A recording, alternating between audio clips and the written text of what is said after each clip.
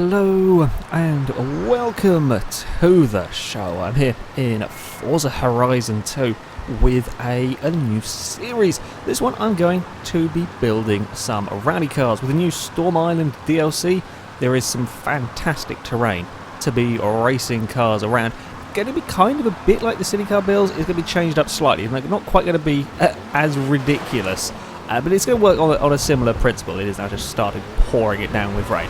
Right, we're just going to jump into the Horizon Hub so we can go and modify this car. The way this series is going to work is the city car builds, I only build rear-wheel drive and front-wheel drive cars because they're a lot more crazy. The forward, I can't put enough power in any of these cars to have four-wheel drive ever be sort of truly silly.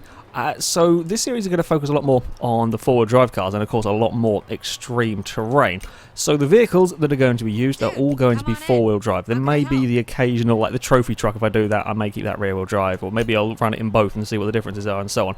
But the vehicles are mostly going to be four-wheel drive. Starting with the MG Metro here, because it is a fantastic car. I absolutely love this car because it is the epitome of crazy. There's like, it's called a Metro. I'm pretty sure there is nothing about it that it sort of vaguely just about resembles a Metro. That's it. It's a stupidly crazy thing, and I absolutely love it. And of course, this car without this livery on it looks completely stupid. It's really weird. You never the plain white car looks so strange. Anyway, yes, as far as rules go on these cars, they are going to all be fitted with three same parts, all of the Storm Island rally parts, if you like. So we're going to have the off-road tyre compound on them. We're going to have the off-road transmission. Here we go. And we will have the off-road suspension. So all vehicles used in this series are going to have these particular parts. Now the rest of it is up to me. I'm going to be keeping these cars in S1 class. Now the Metro, for this particular bit, it starts off halfway through S1 class. So there isn't too much that I can do with it. But certainly with other vehicles, do you go with a standard engine? Do you swap the engine? What parts do you not put in? And all of that kind of thing. Do you go for a lightweight car, or do you go for more power? All of those things will make for an interesting challenge and compromise, and we'll see what we can come up with. But with the Metro, not a huge amount of room for upgrades. Definitely going for some brakes though. Definitely going for for some brakes. Want to get it slowed down. What have we got tyre-wise? Oh, we do start off with some pretty big tyres, to be honest. We start off with 320s. I mean, that's damn sizable tyres on a car. 345s would be quite nice, but it's not even changing the PI. So let's go for them on the rear and the front. Okay, we don't start off with quite so big tyres on the front. We might as well go for that. I definitely think that's a better way to go. I mean, this car at the start, this is a pretty damn powerful, pretty damn quick car to begin with. We'll go have a quick look at the horsepower on this vehicle. Do we have anything in here? Driveline. It's not really. Maybe if we have like 1 PI to make up, it's not massively important. I mean, there's no option for weight reduction in this car because it's already a race car pretty much. Yeah, power. We're going to stick with the standard engine. You can put in I think it's a Ferrari V8. Which we're not going to be able to keep it in S1 class. You can put in the 4.5 litre V8, which means you will get a lot of power when you're finished with it. But we're going to stick with the standard engine because otherwise we're not going to keep it in S1 class. Not too much. We can. Oh, there we go. We can put it straight up to the top of S1 class. 471 horsepower. Only weighs 2,200 pounds. Very lightweight car. This thing. Which is a small concern. Can I be a little bit cheeky? Sometimes you can get away with this. My small concern is it may be almost too light, and there are some really big jumps. Can we? Oh, we can't get away with that. God damn it! That's slightly disappointing. Okay then, we will go and give this car a test. Again, I will be using the arrivals mode for this to be timing the vehicles. We should get out of here. And the rain is not quite stopped. Unfortunately, the rivals mode are in the bright sunshine and very dry conditions. As far as I can tell, there isn't a way to make it doesn't rain in the rivals mode. The track that I have settled on is the Forest Brawl.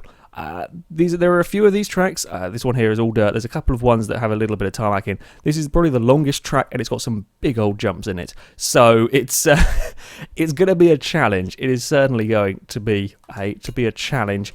We're going to be in S1 class, and the cars are going to have 5 laps to set as fast a time as possible. around this particular track. I have had a little go at the track, so I kind of know roughly what it's all about. There are some big jumps in it. I think it's one of all of the circuits, if you like. This has probably got some of the biggest jumps, which is certainly a concern for for cars. I'm hoping with the I'm hoping that with the proper suspension and proper tyres, that maybe we will get away with it in the Metro. Who knows? Whoa, it's a big slide through the first corner. Okay, we're going to have to be a little bit slower. A little bit slower through that one. Okay, we'll get the hang of it. Yeah.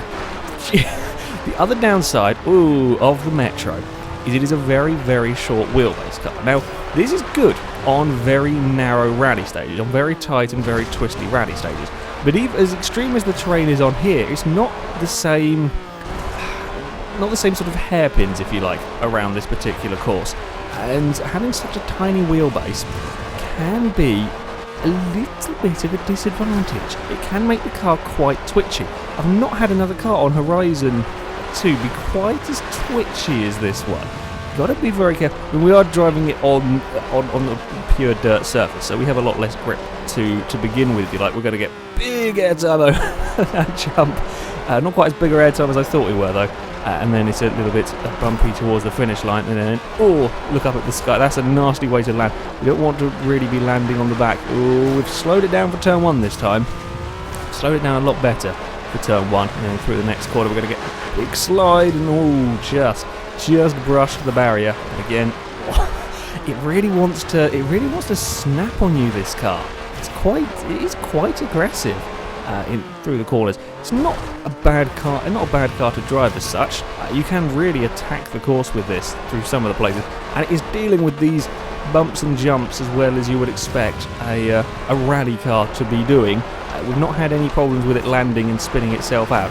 I'm also going to be doing my best to follow the road as properly as possible, not taking out huge chunks of track. I don't think you can in too many places around here. You've got to avoid this sort of little chicane with some barrels lying around. Don't ask. It just makes it a little bit more difficult. Then we're over the jump that lands. That's a really scary place to land. It's a really scary sort of landing zone, that one. And again, it's get it back under control again. Those jumps are they're horrible trying to land them.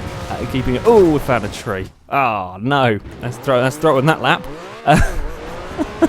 Just ran a little bit wide and got caught up in that one. Whoopsie.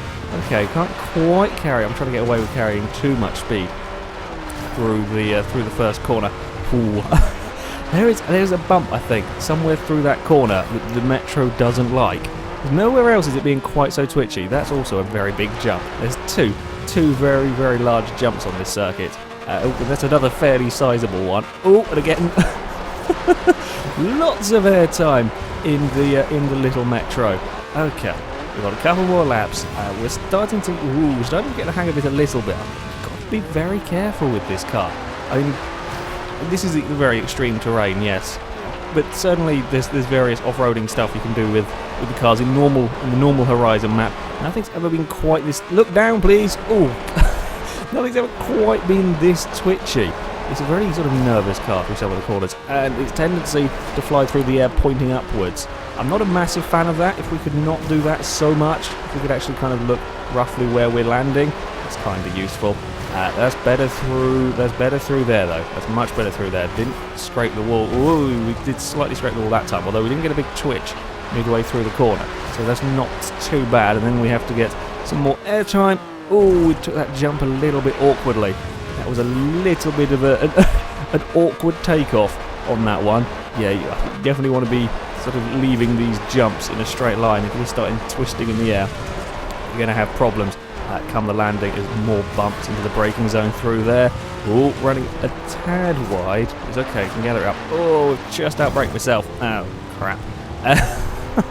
It was all going so well on that particular lap. I just overcooked it on the brakes. Okay, we got one more chance with the Metro. That is a really nasty jump. Definitely think we want to be more in the middle. We don't want to be so far to the right-hand side of the circuit over there. Stop looking up at the sky when we go in the air. That's really not helpful. Okay, turn 1. That's okay. Again, a little bit wide on the exit of turn 1. Look, I think we can get away with it. Oh, and then it's again there's a big twitch wanting to go down that particular section. Yeah, it's not the easiest. Oh, and that's a huge twitch through that corner. That's an absolutely huge twitch.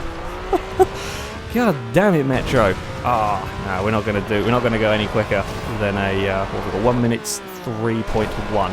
Not going to get any, unless I suddenly do something fantastic on this final bit. Ooh, a bit of a slide through that one. We're not going to go quicker than that. Yeah, it's a twitchy little bugger, this car, but it's still a very, very fast vehicle. For a benchmark time, though, it's not too shabby. Oh, we're going wide, we're going going to collect the barrels. Ooh, we've got something. I think we've still got a barrel in front of us. The controller is vibrating. Oh, it's stopped now. I think we may have dragged the barrel a little bit of the way with us on that one. And up towards the finish line for the Metro. It's going to be a 1 minute 3.166 as the fastest time for the Metro. Quite a twitchy car, this one. Not the easiest vehicle to drive, though I'm not particularly surprised. It is an absolutely crazy contraption that I am very glad that it exists, because it's my sort of car, really. Just absolutely stupid. I didn't have so much room for upgrades on this particular vehicle. Still churning out a decent amount of horsepower, 470 something, in a car this small and this light. That's still quite a sizable amount of power. So there we go. The benchmark has been set with the Metro. Thank you very much for watching, everybody, and until next time, a goodbye.